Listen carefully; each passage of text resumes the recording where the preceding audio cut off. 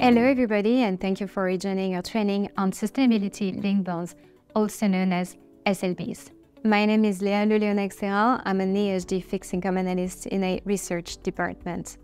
During this training, we will explain what sustainability linked bonds are. We will present the size of this market, the bond structure of SLBs, but also the recent hurdles this relatively young market is facing. First of all, let's start with a bit of background. SLBs are relatively new bond products. The first issuance was in 2019 when the Italian utilities company Enel printed the inaugural SLB. As opposed to use of proceeds bonds such as green, social, or sustainability bonds whose funds are earmarked to green or social projects, sustainability-linked bonds or SLBs are instruments whose structural characteristics are tied to predefined sustainability or ESG objectives. The financing cost of SLBs can vary through an activation of step-up or a step-down coupon according to the issuer's capacity to achieve its sustainability targets set at a deadline. Given the bond structure relies on the achievement on specific targets in a limited period of time, this makes SLBs forward-looking performance-based instruments. One interesting feature of this product is that there is no constraints on the use of funds, as they can be used for all issuers' purposes. Therefore, SLBs have allowed numerous issuers in sectors for which it was difficult to issue green or social bonds to enter the sustainable bond market. As it is the case for use of proceeds bonds, ICMA, the International Capital Market Association, defines sustainability-linked bonds principles. They provide guidelines that recommend structuring features, disclosure, and reporting. They're intended for use by market participants. Since the market inception in 2019, it's around 200 billion of SLBs which were issued globally. Out of the overall sustainable bond volume in 2023, SLBs accounted for less than 10% of it. SLBs remain mostly issued by companies, which represent around 80% of the total SLB deals, although sovereign joined this market a few years ago. In 2022, Chile paved the way with the first sovereign SLB issuance. SLBs are popular with a large set of sectors ranging from utilities, industrial goods and services to retail. That said, utilities account for most of the SLB deals. In terms of currencies, more than half of the SLB issuance is denominated in euro, followed by US dollar, accounting for a quarter of the volume. The SLB market is quite concentrated. Indeed, SLB transactions are the most visible in the euro non-financial corporate bond market. As you can observe on the second chart, there has been a decreasing volume of SLB issuance over the past years.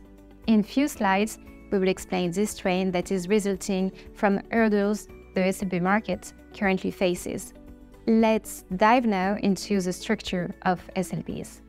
SLB objectives are measured through predefined key performance indicators, KPIs, and assessed against predefined sustainability performance targets, SPTs.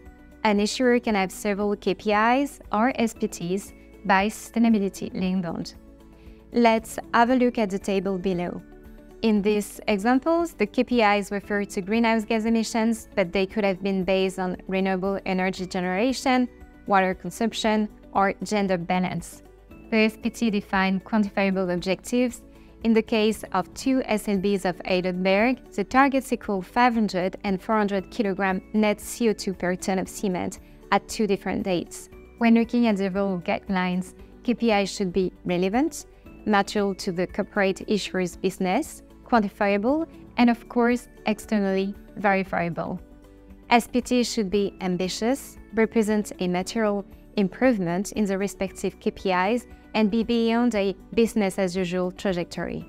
If we focus on the most frequent targets met in the SLB market, there is a predominance of targets tied to environmental objectives, especially greenhouse gas emissions reduction. Indeed, more and more issuers issued SLB tied to their decarbonization pathway.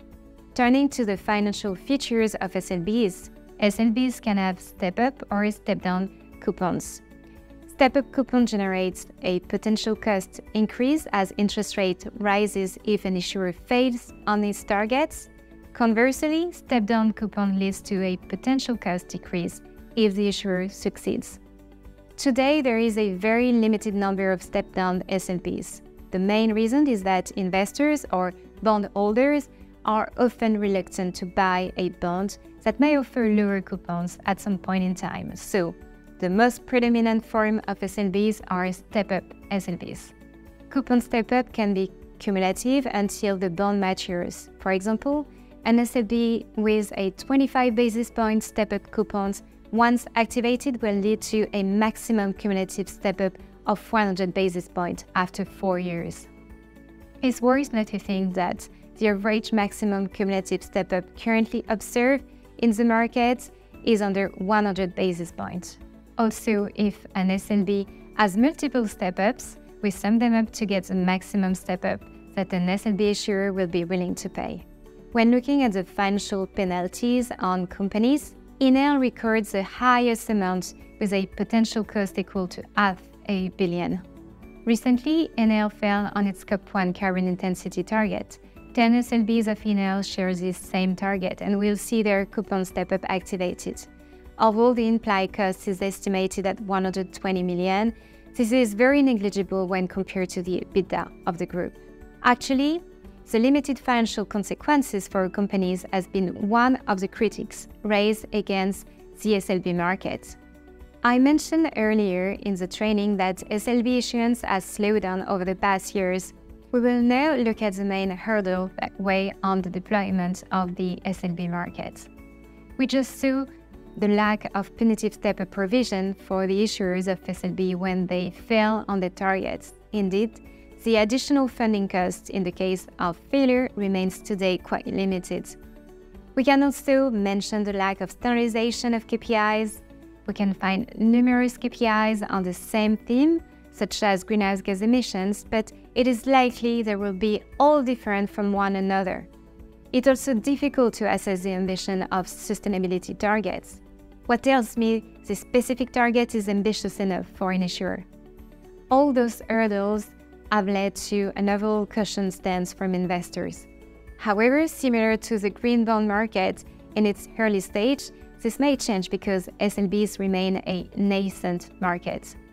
This may evolve into a more standardized market, for instance, Science-Based Target Initiatives, SBTi, that sets science-based emissions reduction targets, or the EU taxonomy for sustainable activities could help in that direction.